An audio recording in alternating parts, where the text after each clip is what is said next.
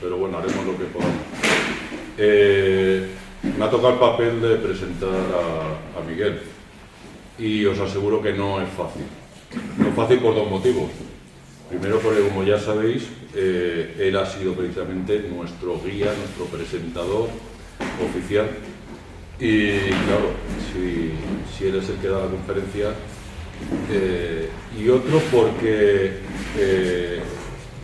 no voy a hacer, bueno, tengo suerte porque no voy a hacer una presentación de toda su vida ni su obra hoy, porque, como ya sabéis, este año lo nombramos maestre de campo de los tercios aquí en Huélamo, y mañana tendremos el acto de conmemoración de la presentación y tendremos oportunidad de hablar. Por supuesto está todo el pueblo y todos vosotros invitados. Solo voy a comentar un detalle hoy de Miguel. A Miguel lo conocí hace unos años cuando llegué aquí a Cuenca, y es de esas personas que en cuanto la conoces te das cuenta de que es una persona que tiene mucho que enseñarte. O sea, yo no conocía toda su trayectoria y tal, fue un poco después, pero enseguida, cuando empecé a ir a sus conferencias y a leer sus libros, te das cuenta de que es una persona sorprendente y que tiene muchísimo, pero muchísimo que enseñar. Hoy, pues va a hacer eso, precisamente una de sus muchísimas facetas, que mañana las conoceréis, el que no las conozca, es la de conferenciante. Lleva cientos de conferencias de historia, de todos de muchos ámbitos culturales, y es eso, una de sus facetas. Bueno, pues hoy vamos a poder disfrutar de una de sus conferencias, que va a versar sobre Ruiz de Azaga, un bandolero señor de Vasallos, de Albarracín a Huélamo, y es eso, no me extiendo más. Encantado, Miguel, y gracias por venir cuando quieras. Bueno, pues nada, de decir que seguro que nos va a encantar tu conferencia sobre los señores de Azágara y de Albarracín, y que tienen mucha relación con Huélamo. Y nada, agradecerte una vez más tu facilidad de llegar a Huélamo siempre y ilustrarnos y hablarnos, y dispuesto siempre con nosotros a lo que te pidamos. Bueno, pues nada, después de estas palabras uno se queda así casi sin respuesta. Sí, para decir que nos quedamos agradecidísimo de las palabras de Alberto y por supuesto de Leopoldo. Eso demuestra amistad. A ver, sí que es cierto que Huélamo es un pueblo de amigos, es un pueblo que una persona que llega, y lo va a comprobar los que vienen por primera vez, como sois los tres militares, pero también Fernando y su esposa, Se van a dar cuenta de que es un pueblo pequeño, es un pueblo humilde, es un pueblo bonito. Parece un pueblo de las Alpujarras granadinas, ahí colgado en blanco, como veis, pero eso es lo que es generoso, es decir, hospitalario, como la mayor parte de los pueblos de la serranía, pero si cabe, algunos un poquito más que otros, y este es uno de ellos. Yo lo pude comprobar, aunque yo ya conocía a Leopoldo de mucho tiempo atrás en Barcelona, cuando compartimos un poco nuestra vida, juventud, pero cuando llegas aquí empiezas a conocer al resto de las personas, sea Rafa, sea Alberto y Antonio, que está por ahí, y al que sea, a los muchos que hay, Pedro Pablo y demás, y te das cuenta de con qué fácil es hacer amistad con ellos. Es que es fácil hacer amistad.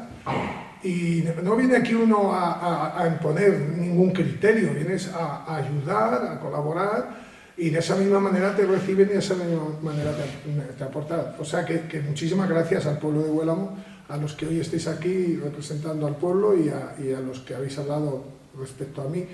Y agradecidísimo de que mañana se me haga ese honor.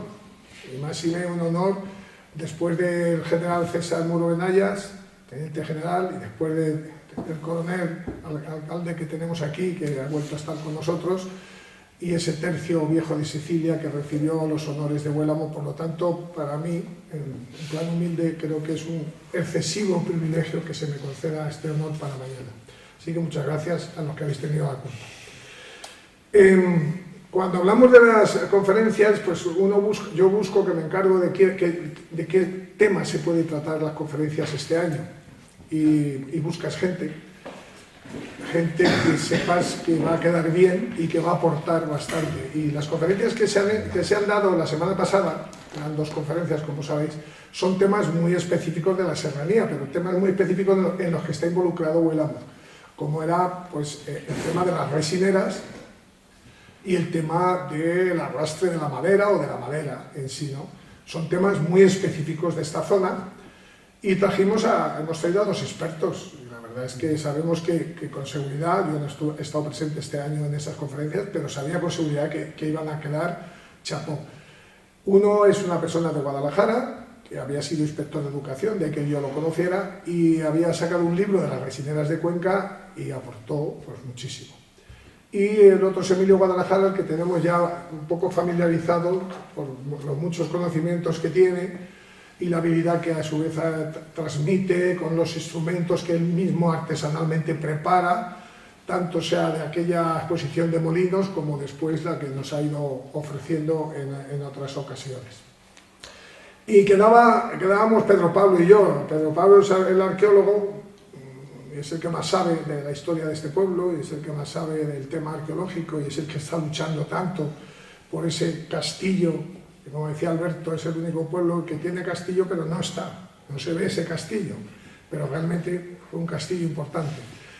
Y yo, modestamente, pues, piensas de qué podemos ir hablando para que mantengamos un poco pues, la ilusión de conocer ciertos aspectos. Y entonces me vino a la mente la figura de un personaje que puede dar pábulo o dar pie incluso a una historia o a un guión de película, que es un personaje que no llega a ser bandolero, pero en algunos momentos actúa como un bandolero, en una época en la que no existían los bandoleros como tales, que nosotros hemos conocido en el siglo XIX, pero que sí se enfrentó a los reyes y a quienes en ese momento mantenían el poder de la zona, haciendo filigranas para conseguir tener su propio poder él como persona influyente.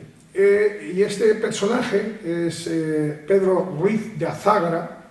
Azágara es un apellido que no es común aquí, es un apellido navarro, del reino de Navarra. Ruiz es un apellido que viene más de Rodríguez, que sí es un apellido más castellano, y que en definitiva decide afincarse en un territorio muy cercano a Huélamo, que es Albarracín, y generar su propio feudo. Entonces, ese es el personaje que yo quiero que hoy, por lo menos, demos unas pinceladas de él curiosas, que nos permitan por conocer un poquito más de nuestro pasado. Había preparado un PowerPoint, pero como estas cosas, además hoy es un día poco práctico para esas cosas de haber preparado aquí, y tampoco Rafa lo sabía bien, entonces no importa, no lo vamos a proyectar. Yo voy a hablar lo que mejor pueda, no suelo leer, pero esta vez tendré que leer algunas cosas porque si no, no voy a saber expresarlo todo como quiero. Habría que contextualizar el momento. Yo lo que hago siempre, y esto es un poco de mi profesión, no dejo de ser profesor hasta que me muera, a pesar de que no esté jubilado, pero es contextualizar el momento en el que queremos hablar de este personaje. Pero para contextualizar el momento tendríamos que decir que Huélamo, que va a tener muchísima importancia en este desarrollo de la conferencia, habría que ubicarlo también en el tiempo. Nos vamos a ir a uno de los siglos más importantes que ha dado Castilla, o que ha dado la zona centro, la zona de la meseta castellana, digamos un poco la personalidad de nuestros pueblos, de nuestras provincias que conforman esta parte de la meseta castellana. Es ese siglo XII. Pero si retrotraemos un poquito más atrás, podríamos llegar al siglo X para darle importancia, verdadera importancia a Huélamo. Porque en definitiva, aunque este señor va a intentar crear un feudo en Albarracín, Huélamo va a tener mucha importancia. Y como Huélamo es nuestro pueblo, pues vamos a hablar, contextualizar de nuestro pueblo. En el siglo X, ¿qué le pasa a Huélamo? ¿Hay población? ¿A qué se dedica? ¿Qué está pasando en ese momento en la península ibérica? Yo creo que todo el mundo lo sabe, haya estudiado un poquito más, un poquito menos. El dominio musulmán, el Islam español, al-Ándalus, el siglo X, desde el siglo VIII, el 711 que sabemos, lo de Guadalete, que llegan y que se imponen en toda la península prácticamente, excepto el territorio del norte, está el Islam español, que se va conformando, empezando por esos validatos dependientes de Bagdad, y después validato independiente de Bagdad, y después califato de Córdoba. Bueno, pues ese proceso. Y el siglo X es un siglo complicado para el califato de Córdoba, complicado, porque es el momento en que se intentan independizar territorios islámicos de la península, que son los que habéis oído hablar de reinos de taifas. Y empieza a ver. Es muy curiosa, la historia de aquellos momentos es muy curiosa, de ver cómo, teniendo una religión diferente, la religión del Islam, que además es una religión muy suya, es decir, ya sabéis cómo son los musulmanes, teniendo una religión como es esa, teniendo una raza de origen, que hay que también puntualizar, que todos los que entran en la península cuando en el 711 penetran, no son todos árabes, son, como hablamos, moros, mauris, de la zona de Mauritania, del Magreb, porque los árabes, que son los que dirigen esa expansión desde Bagdad, son los que van empujando a las comunidades del norte de África que se van encontrando, y que en gran parte son también de religión islámica, y si no lo son, se convierten. Es una especie de yihad, y van empujando a los árabes, que son los que mandan de Arabia, a todos esos grupos que están conformados y que se llevan mal entre ellos en el norte de África, empezando desde la zona de Egipto, Libia, hasta llegar al otro extremo de Marruecos, incluyendo Argelia, y ahí metemos grupos, bereberes, muchos bereberes, tuareg, y a todos esos los van empujando, convertidos al Islam, y conforman un macro ejército que atraviesa el estrecho de Gibraltar y que toma la península ibérica, y que su intención era seguir por los Pirineos. Lo que pasa es que los frenaron Carlomagno en la zona de Roldán, la Chanson de Roland, los frenan los Pirineos y se quedan ya. Bien, eso está sucediendo en el siglo VIII. Viene la evolución del Islam español hasta que la capital es Córdoba y se conforma el famoso califato de Córdoba con Abderramán III, el gran califa, y vienen esos reinos taifas. ¿Y quiénes son esos reyezuelos taifas? Casi todos esos reyezuelos taifas no son árabes, son bereberes. ¿Y por qué no son árabes? Porque los árabes, las familias árabes, están bien posicionadas en el Islam español. Son los que mandan. Estén en Córdoba, estén en Toledo, son los que mandan. Los que no mandan son los bereberes, que forman ese ataque de vanguardia, que son los que tienen que dar más la cara y que es en la mayor parte del grueso del ejército español musulmán. Y ellos no están de acuerdo, quieren también gobernar. Y claro, ¿cómo gobiernan? Pues o nos independizamos del califa o no podemos gobernar.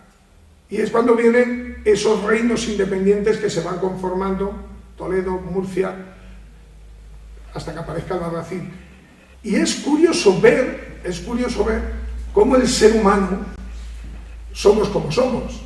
Es decir, todos somos musulmanes y estamos enfrentándonos o hemos asimilado a los visigodos cristianos, ¿vale? Y somos musulmanes todos, y nos enfrentamos entre musulmanes. Cuando somos todos musulmanes y cuando el Dios Alá pide unión entre todos, se enfrentan entre ellos por el poder, lo que significa siempre el poder. Pero es que cuando pase todo esto de los reinos de taifas y los reinos cristianos del norte, empezando por el mar de Asturias, y van bajando, reino de León, reino de Aragón, se van expandiendo, reino de Castilla, y van bajando en la reconquista que todos hemos estudiado, y van bajando, vamos a ver que los propios reyes castellanos se enfrentan entre ellos. En lugar de ser, todos son católicos, cristianos, y están luchando contra el Islam español. Pues no, señor, entre los cristianos se dan tortazos. Igual que los musulmanes españoles, entre ellos se dan tortazos. Y hay una amalgama de enfrentamientos en los que no se sabe quién se alía con quién o cómo es esa alianza. Y un rey cristiano se alía con un taifa musulmán. Pero vamos a ver, si sois de diferentes religiones, es igual. Si uniéndonos nosotros dos vencemos al califa de Córdoba o vencemos a mi enemigo, que es el otro rey de Aragón, yo me uno contigo. Pero hombre, si sois de diferente religión, si estamos diciendo que estáis luchando para expulsar al Islam español, bueno, pues durante más de 2 siglos, los reyes cristianos españoles, en lugar de reconquistar territorios al Islam español, están dándose leña. Están enfrentados entre sí. Y lo mismo viene un ejército musulmán de Murcia, Itmardanis, el rey lobo, que se ha unido con Alfonso II de Aragón, porque Alfonso II de Aragón está enfrentado con Alfonso VIII de Castilla. Y resulta que un moro está unido a un cristiano para darle caña al otro cristiano. Y a ver si de esa manera le quito este territorio o le demuestro que soy más poderoso. Esa es la situación, y es una situación confusa. Cuando uno estudia en bachillerato, pues estudia lo elemental. Pero cuando haces una carrera de historia en este caso y empiezas a estudiar este tipo de circunstancias, te das cuenta y dices, ¿qué follón hay aquí? ¿Pero qué follón hay aquí? Pues ese follón se manifiesta en esta figura que vamos a tratar. Como una figura, un señor Pedro Ruiz de Azagra, Navarro, del reino de Navarra, se viene aquí, a Albarracín, y se hace dueño de la zona de Albarracín. ¿Pero de quién es Albarracín? Hombre, pues Albarracín, si es de Aragón, ahí está Alfonso II, el rey de Aragón, en ese momento. Estamos hablando del siglo XII, en ese momento. Entonces, ¿qué ha hecho el de Alfonso II? ¿Que le ha dejado que le quite un terreno este señor? Pues Alfonso II, que está ocupado en otros menesteres, pues le ha dejado. ¿Pero por qué le ha dejado? Porque el Pedro Ruiz de Azagra se ha aliado con su enemigo, que es el rey de Castilla.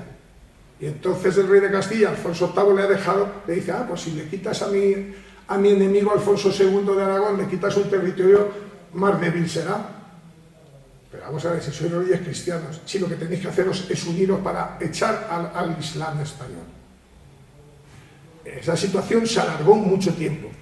Claro, estos personajes se venden a cualquiera, a quien mejor postor, a quien le dé más seguridad para mantener su potestad, y al que le dé más poder, si cabe, para mantener o extender su jurisdicción. Y en vez de quedarse con Albarracín y los pueblos al lado de Albarracín, llega hasta Huélamo y ocupa Huélamo. Entonces, esa es la situación contextualizada en la que nos movemos. Huélamo en ese momento ya ha pasado el tiempo, porque cuando los musulmanes ocupan, antes de esta situación de los reyes cristianos que se enfrentan, cuando los musulmanes ocupan toda la península, cuando se producen esos reinos taifas, esas ligeras independencias de reyezuelos taifas bereberes,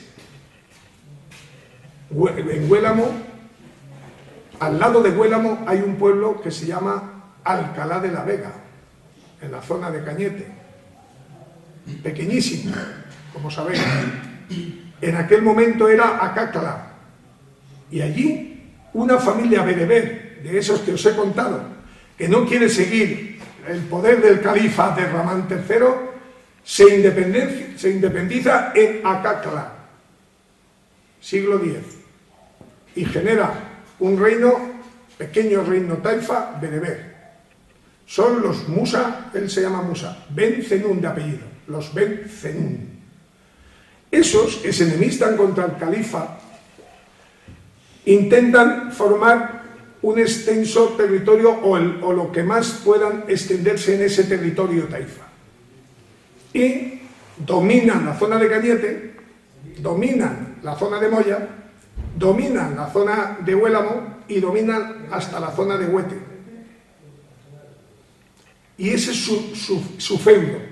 Lo que se llamará, para aquel que quiera estudiar la época islámica española, la Cora de Santa Berilla, o la Cora, provincia, es una palabra musulmana, árabe. La provincia de Santa Berilla, porque la cabeza era Santa Berilla, Santa Berilla, y ahí hay confusión, pero era Acacla. Cuando se muere Musa Ben Zenún, deja ese feudo a sus 3 hijos. Y cada hijo ocupa una población, se desmembra la Cora, se desmembra el reino taifa. Y aquí viene uno de sus hijos que se llama Yahya Ben Zenún. Y Yahya Ben Zenún se hace fuerte en Huélamo. Se hace fuerte aquí. Entonces se supone que en ese momento ese castillo ya es un potente castillo para defender el territorio que ha heredado de su padre. Al-Fatih, que es otro de sus hermanos, se va hacia Huete. Coge la zona de Huete. Y el tercer hermano se queda entre Acacla, Cañete y Cuenca, que es un triángulo que se queda ahí. Cuenca entonces no suena mucho, Medina Alconca no suena mucho, pero ahí está. Se desmembra el taifa de Acacla, de Alcalá de la Vega, y se queda cada uno de los territorios potestativo de uno de sus hijos. En ese momento, que estamos hablando del siglo XI prácticamente, Huélamo es importante, porque es un feudo independiente con fortaleza poderosa. ¿Quién está en Albarracín entonces? Otro reino taifa, otro taifa, Aben Racín, por eso se llama Albarracín, que se independiza y que intenta llevarse bien con Yahya para mantener buenas relaciones. Eso está pasando un poco antes del momento que yo os he estado explicando antes de los reyes de Castilla, Alfonso VIII y Alfonso II. Eso está pasando antes, ¿vale? Bien, pasa el tiempo, Abderramán III procura apaciguar todos los reinos independientes, viene con su ejército, da caña por aquí y consigue que Yahya y sus hermanos cedan en sus pretensiones, sigan como gobernadores valíes dependiendo del califa. Los apacigua, a regañadientes, pero los apacigua. A todo esto, empiezan los reinos cristianos a ser ya un poco más importantes, pero enfrentados entre sí. Son primos. Si es que Alfonso II de Aragón es primo de Alfonso VIII de Castilla. Es que todas las dinastías están enlazadas entre sí. Pero bueno, cada uno quiere su poder. Se llevan fatal. Los reyes cristianos se llevan fatal. Ya entrando en el siglo XIII, que es el siglo de este señor, la situación ¿cómo está en España? En la península, no es España, no existe España. ¿Cómo está en la península? Bien, aquellos reinos taifas más o menos han cedido, los reinos cristianos de arriba han ido recuperando y se han quedado en el Duero, y de ahí no pasa, se han quedado en el Duero. ¿Y por qué no pasa? No les interesa, se están entre ellos intentando aclarar su situación, el de Aragón con el de León, con el de Castilla. El rey de Castilla se casa con una leonesa y entonces unen Alfonso VI, León y Castilla. El hijo se separa, León por un lado, Castilla, así están. Navarra sigue independiente. Aragón tiene Cataluña, pero están en la línea del Duero. Del Duero para abajo, los islamistas españoles, hispanos, están manteniendo su poder, más o menos. Bien, hasta ahí bien.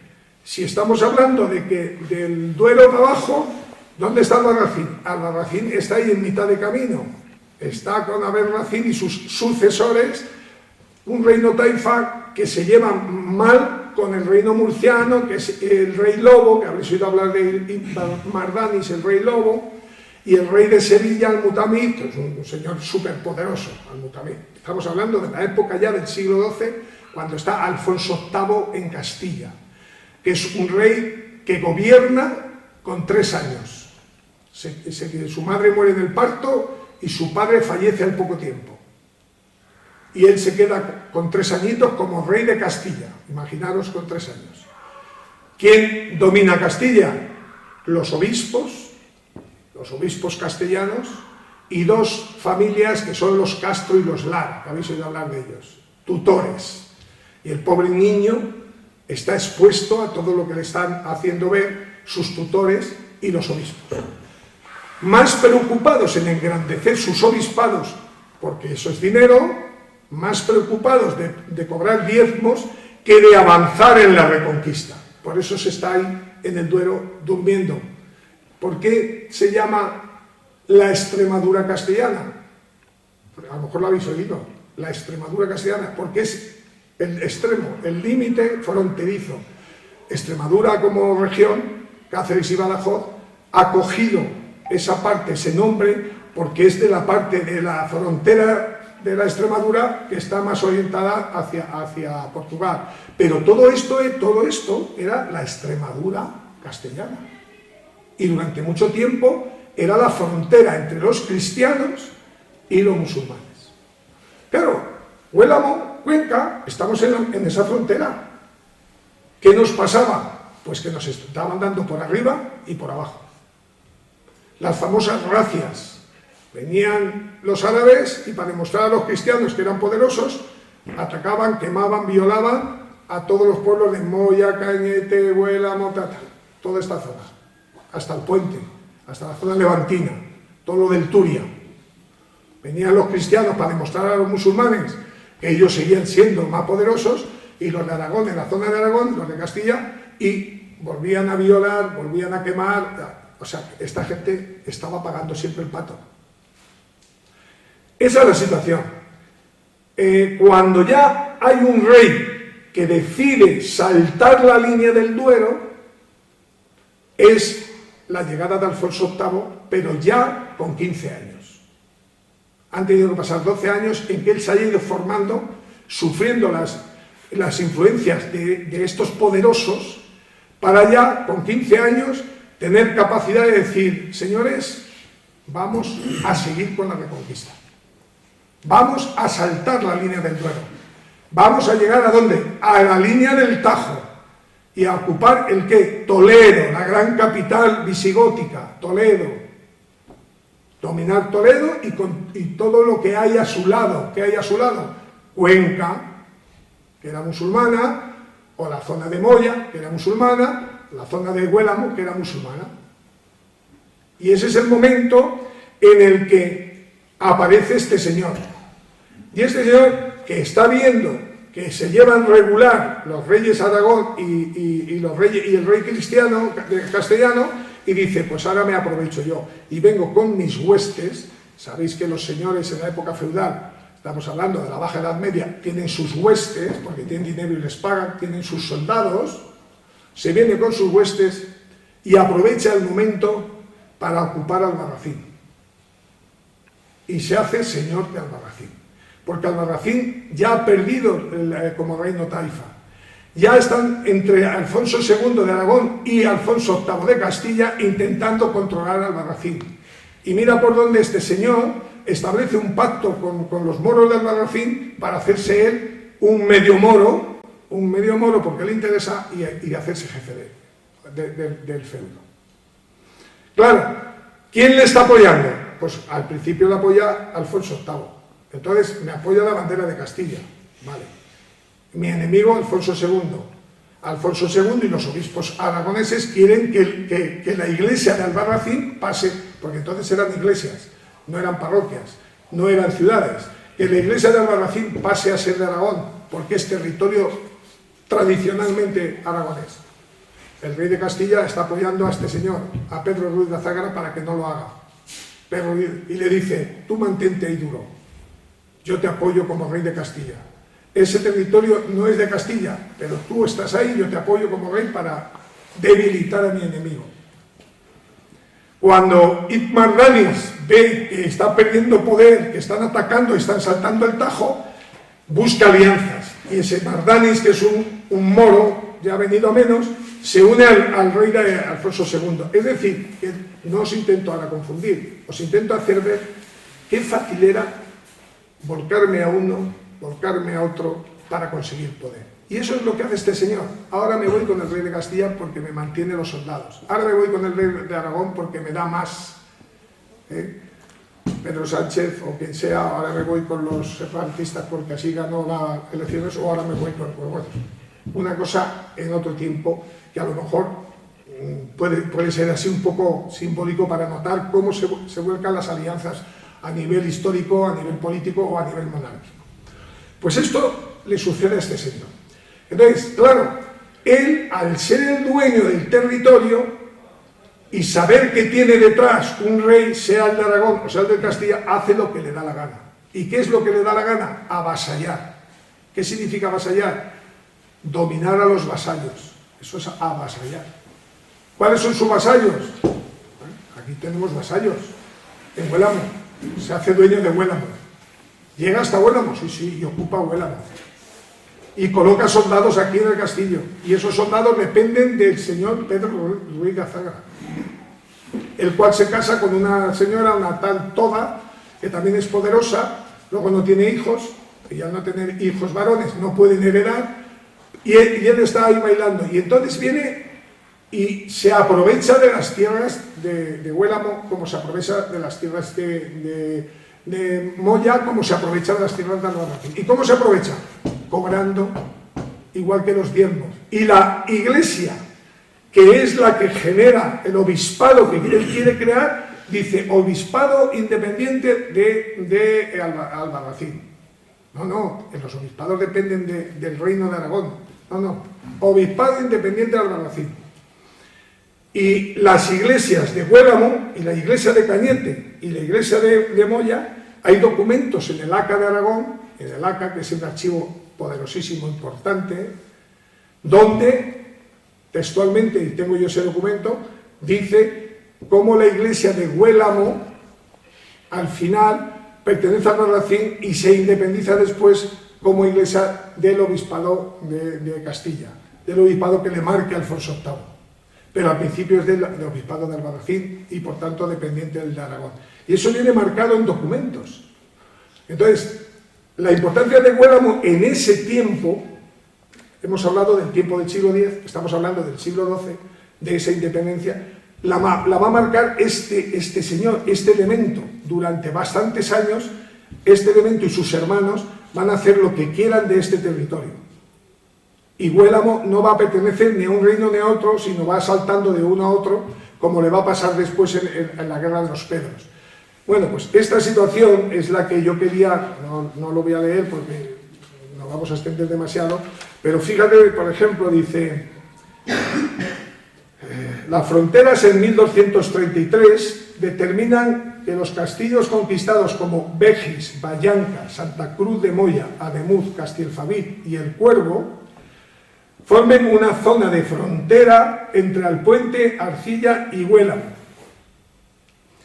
Y curiosamente, y esto es importante, porque esto seguro que luego le gustará también a Leopoldo, curiosamente los templarios, esa orden tan misteriosa que siempre genera tanto morbo, los templarios que están apoyados más siempre por los reyes de Aragón y nunca por los reyes de Castilla. Los reyes de Castilla no querían ni ver a los templarios, los reyes de Castilla querían ver a ¿quién? A los santiaguistas, por eso esto será después una encomienda de la Orden de Santiago. Los templarios, cuando Albarracín está aliado a Aragón, porque Pedro Ruiz de Azagra se alía con el rey aragonés, manda templarios para acá. Y los templarios lo que hacen es analizar la situación de estos pueblos para ver dónde pueden poner un feudo o monasterio suyo con tierras de posesión. Y aparecen documentos en los que se venden tierras de estos territorios a la Orden del Temple. Cuando los templarios están aquí lo justo, porque se largan rápidamente, pero aparecen los templarios. Eso es muy curioso también. Si queréis hacer alguna vez algún recorrido templario, siempre nos tendríamos que ir entre la zona del Maestrazgo, Castellón, hacia Tarragona. Ahí es ese feudo, ese triángulo donde están todos los pueblos templarios. Casi ninguno, porque desaparece pronto, es una orden que desaparece pronto, se extienden más allá de eso. Como mucho llegan ahí a la zona de Alicante, ya en sus últimos momentos, pero no. Y sin embargo, la Orden de Santiago, que es la que apoya a Alfonso VIII, va a ser la que deje aquí su sello. No aquí solo, sino en toda Castilla, o por lo menos en nuestra provincia de Cuenca, porque formarán su sede, o ocuparán la sede de Euclés.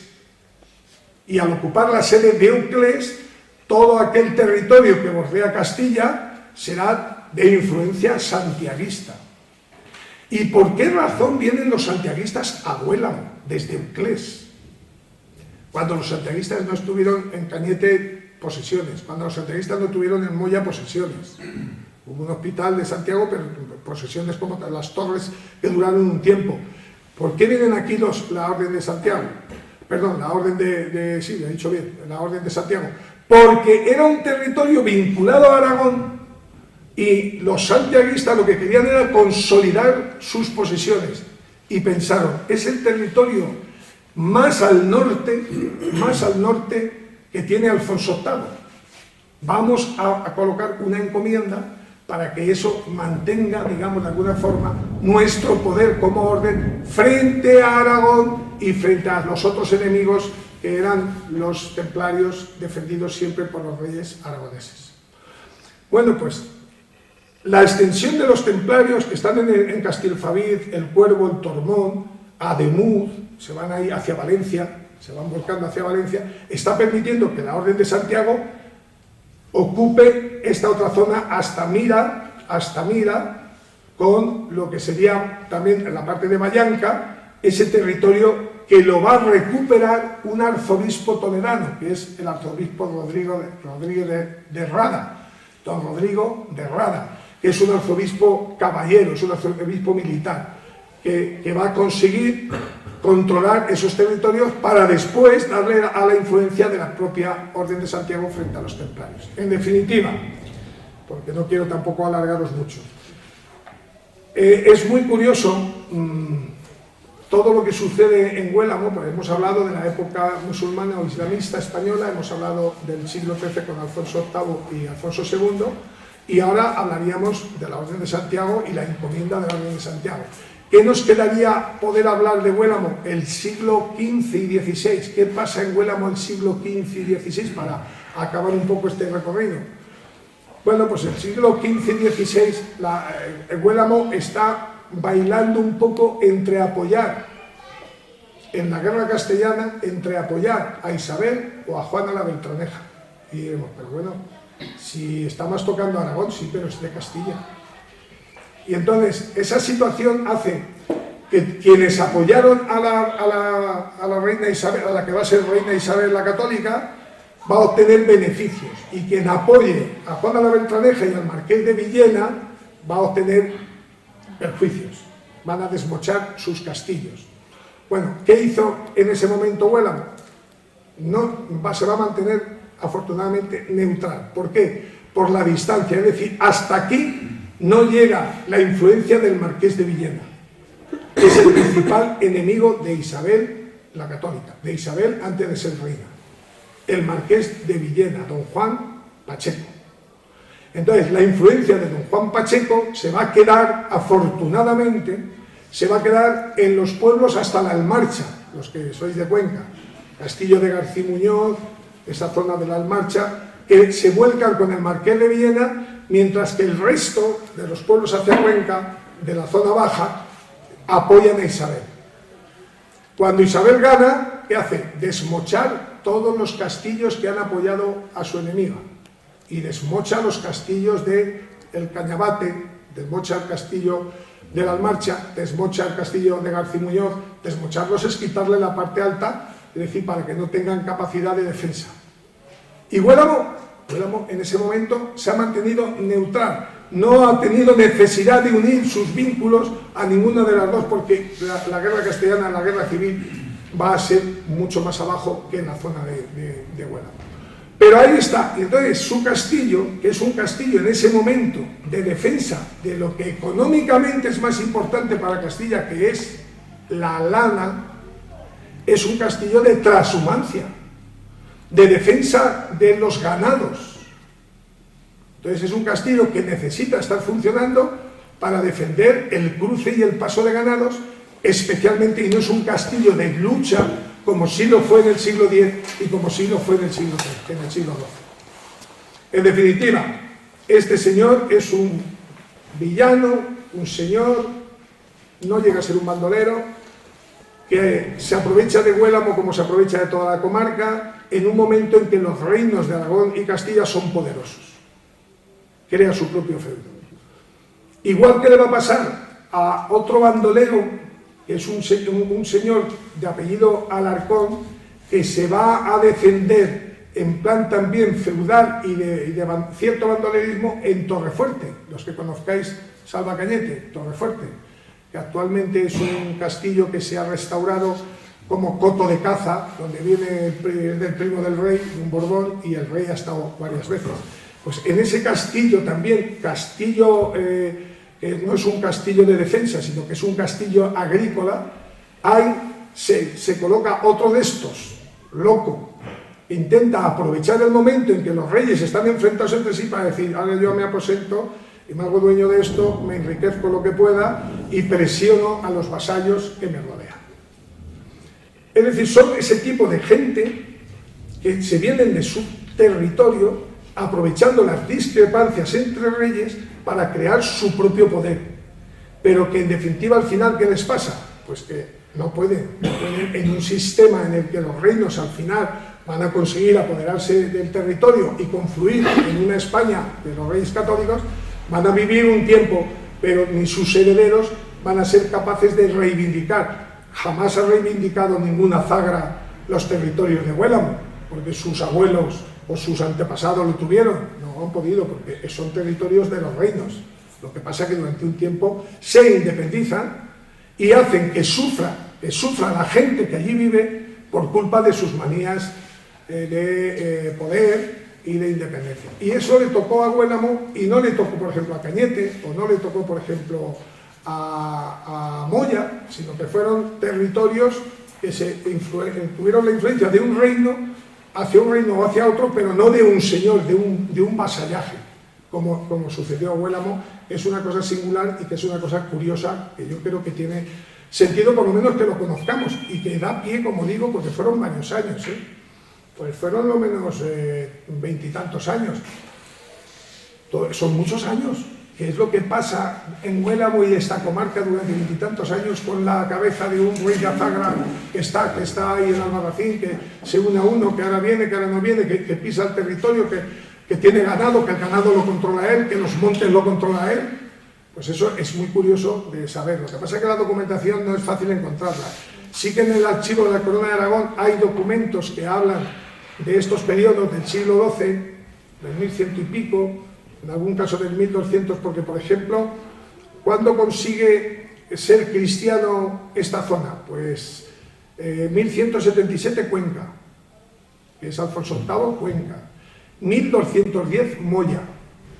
Y 1190 y tantos Cañete. ¿Cuándo es Huélamo cristiano? Pues yo no lo sé la fecha exacta, pero viendo la evolución histórica es muy posible que estuviese entre esas fechas. Exacto, pues cuando sabemos que la encomienda de la Orden de Santiago tiene posesión aquí, pero un poquito antes ha tenido que ser ya cristiana.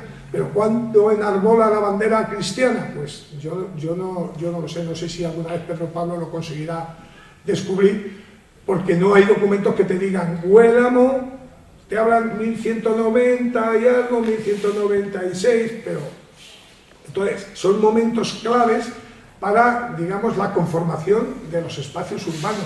Esto es un pueblo de repoblación, pero este pueblo, siendo un pueblo de repoblación, antes ha sido un pueblo importante de dominio musulmán, y ha sido un pueblo importante, los pueblos pequeños, pero por la situación estratégica que tiene. Esta es una situación estratégica de frontera. Todos los pueblos de frontera que sufren mucho de las racias, luego son importantes, les interesa a los reyes colocar aquí un bastión poderoso para decirle al de Aragón, que esto es Castilla, mira la bandera, ahí colgada como la bandera de la torre esta mañana, ahí está la bandera de Castilla. Y llega el de Aragón, consigue el dominio, tira la bandera de Castilla y coloca la bandera, que mira, es decir, dominios de poder en los castillos o fortalezas. Esta zona de los castillos del Turia. Y bueno, poco más, ya ni he leído muchas de las cosas que había aquí, pero simplemente en esencia, contextualizando el tiempo, era un poco hablaros de 3 etapas importantes que tiene este pueblo, que habrá que investigarlas, ejecutarlas mejor, que creo que merecen la pena, porque en definitiva es nuestro pasado, y conocer bien nuestro pasado es una importante meta.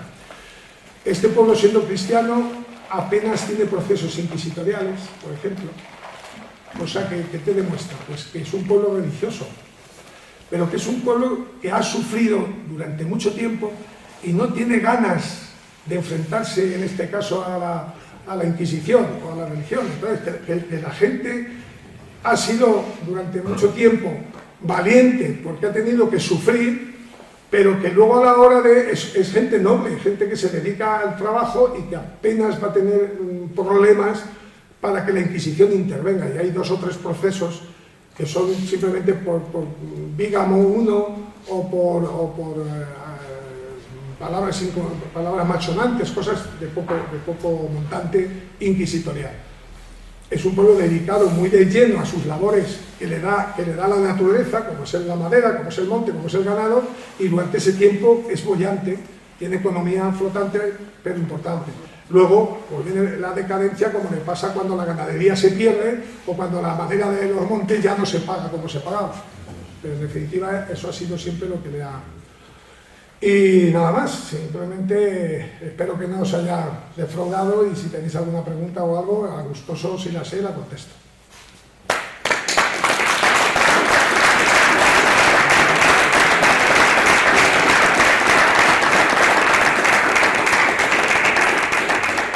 Tenemos nosotros en el agua y en las fuentes, como ha sido nuestra vida antigua de nuestros padres, de nuestros antepasados. Ahora llevamos una temporada queriendo reflejar en estos pequeños detalles esa vida que ha supuesto para nosotros las fuentes en esta sierra. Hacerte este regalo. Muchas gracias, hombre.